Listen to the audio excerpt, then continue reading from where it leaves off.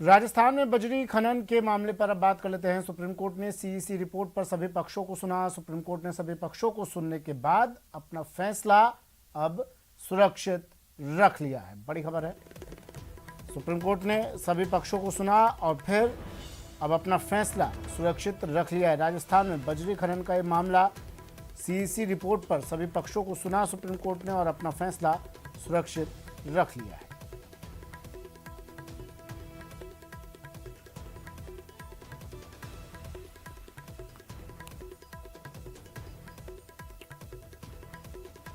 राजस्थान में बजरी खनन मामले पर सुप्रीम कोर्ट में सुनवाई हुई और सुप्रीम कोर्ट में सभी पक्षों को सुना गया आज, लेकिन अभी फैसला नहीं दिया गया है इस मामले पर, बजरी खनन के मामले पर।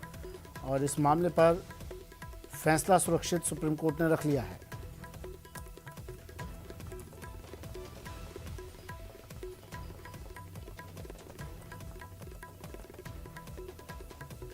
सुशील पांडे मेरे सहयोगी हमारे साथ फोनलाइन पर जुड़ गए हैं दिल्ली से। सुशील, फैसला सुरक्षित रख लिया है, क्या कुछ रहा सुनवाई के दौरान और क्या कोई तारीख दी है इस फैसले के लिए? लंबे समय से बजरी खनन एक बड़ी समस्या राजस्थान में रही है और जिसको लेकर फिलहाल सुप्रीम कोर्ट ने ही एक सेंटर एनवायरमेंटल कमेटी बनाई थी और ये कहा था कि राजस्थान में जो बजरी खनन हो रहा है वहां ये देखा जाए कि क्या वहां पर पर्यावरण के नॉर्म्स को नुकसान पहुंचाया जा रहा है या नहीं पहुंचाया जा रहा है, जिसको लेकर राजस्थान सरकार पर पिछली सुनवाई के दौरान नाराजगी भी जाहिर की थी। फिलहाल पिछले महीने इस पूरे मामले में कमेटी ने अपनी रिपोर्ट सुप्रीम कोर्ट में दाखिल कर दी है। हालांकि आज इस पूरे मामले में तमाम पक्षों को सुना भी है सुप्रीम कोर्ट में। बजरी खनन एसोसिएशन की तरफ से ये कहा गया है कि लंबे समय से सुप्रीम कोर्ट के फैसले का इंतजार लोग कर रहे हैं, क्योंकि जो बजरी एसोसिएशन है वो तय नियमों के आधार पर बजरी खनन वहां पर जो है वो नहीं कर पा रहा है, जिससे उनके फिलहाल व्यवसाय पर भी खासा असर पड़ रहा है। बहरहाल कोर्ट ने सभी पक्षों को सुना है और अपना फैसला सुरक्षित रखा है। उम्मीद ये की जा रही है सुमित की दीपावली के बाद सुप्रीम कोर्ट इस पूरे मामले में एक बड़ा फैसला सुनाएगी और हो सकता है कि राजस्थान के लिए भी दिवाली के बाद बजरी के मामले में एक बड़ी खुशखबरी मिलने की उम्मीद हो। बहरहाल सुप्रीम कोर्ट ने आज इस पूरे मामले में रिपोर्ट को भी कंसीडर किया है, यानी कि रिकॉर्ड पर लिया है और तमाम पक्षों के दलीलों को भी रिकॉर्ड पे लिया है। तमाम लोगों को फिलहाल अभी 12 दिन का समय दिया गया है, जिसके तहत वो अपने लिखित जो सबमिशन है वो कोर्ट में दाखिल कर सकते हैं। उसके बाद कोर्ट अपना फैसला इस मामले में सुनाएगा। ठीक है, शुक्रिया सुशील तमाम जानकारी के लिए। सुशील पांडे मेरे सहयोगी दिल्ली से जुड़े। बजरी खनन पर सुनवाई हुई और जैसा मेरे सहयोगी बता रहे थे, दिवाली के बाद शायद इस पर फैसला आ सके, दिवाली के आसपास इस पर फैसला आ सकता है और एक बड़ी राहत मिल सकती है बजरी खनन को लेकर। आज सुनवाई हुई, सभी पक्षों को सुना गया और फिलहाल फैसले को सुरक्षित सुप्रीम कोर्ट ने रख लिया है।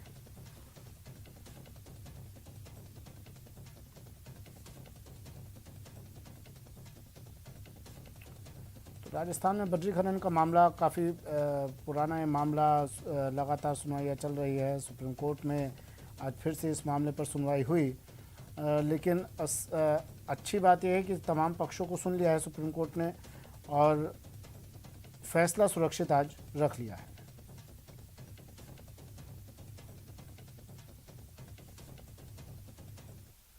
बात करते हैं धारीवाल के दिल खोलकर बात करने की। दीपावली के बाद मंत्रिमंडल विस्तार की खबरों के बीच आज यूडीएच मंत्री शांति धारीवाल ने बड़ा बयान दिया।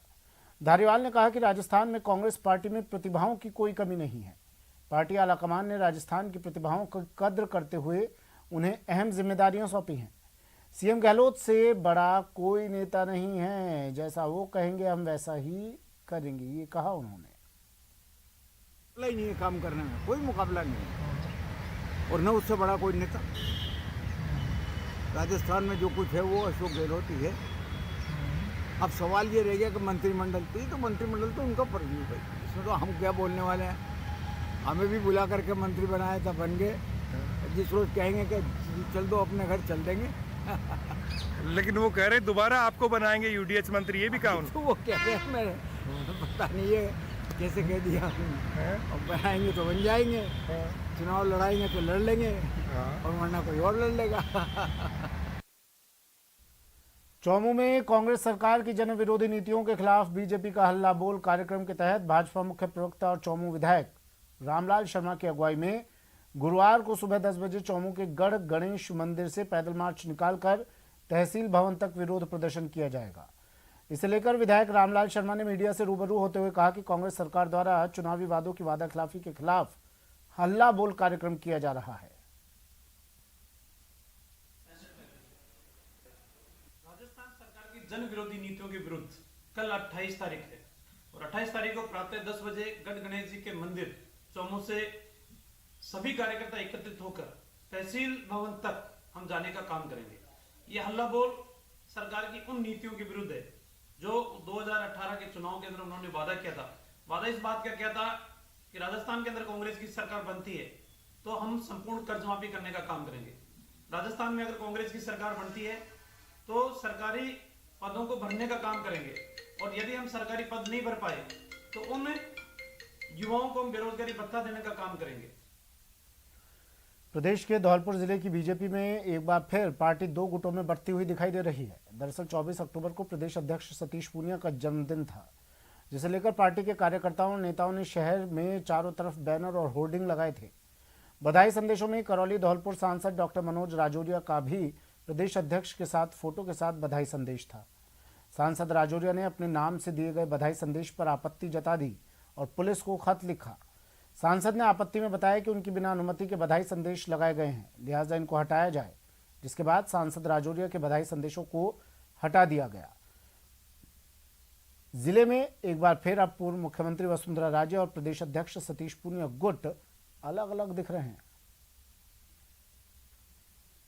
जिस तरह कल देर रात को नगर परिषद के अधिकारियों कर्मचारियों ने हमारे नेताओं के, हमारे कार्यकर्ताओं के बधाई संदेश को उतारकर शर्मनाक हरकत की है, ओछी हरकत की है, हम इसकी कड़े शब्दों में निंदा करते हैं। ऐसा कृत्य ओछी मानसिकता को दर्शाता है और आगे आने वाले समय पर सरकारें चेंज होती रहती हैं, लेकिन ये ओछी हरकतें, टुच्ची हरकतें नहीं करनी चाहिए। मेरा आगे भी आग्रह है कि ऐसी ओछी हरकतें करने वाले लोग टिप्स पे आते हैं, चिन्हित होते हैं और आगे परेशानी का सामना करना पड़ता है।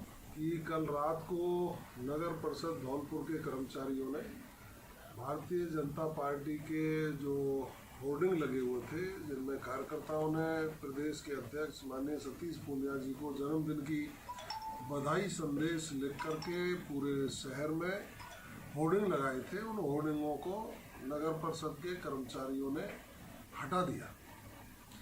मैं पूछना चाहता हूं नगर परिषद प्रशासन से, कितनी ओछी मानसिकता रखने के पीछे कौन से कारण हैं? आखिर किसी नेता के जन्मदिन पर होर्डिंग लगाना या प्रचार प्रसार करना आपके कौन से नियम में लिखा हुआ है कि कोई व्यक्ति अपने निजी मकान पर या अपने मित्र के मकान पर उन होर्डिंगों को नहीं लगा सकता? नगर पालिका को रात को सूचना मिली थी पुलिस प्रशासन से कि भाई के सांसद राजौरिया साहब ने नगर परिषद के खिलाफ और जो अज्ञात लोगों के खिलाफ कोई लेटर भेजा है कि उनके नाम का बिना उनसे पूछे कोई पोस्टर बैनर नगर पालिका की जो जगह सुनिश्चित कर रखी है एडवर्टाइजमेंट के लिए, उस पर लगा लिए।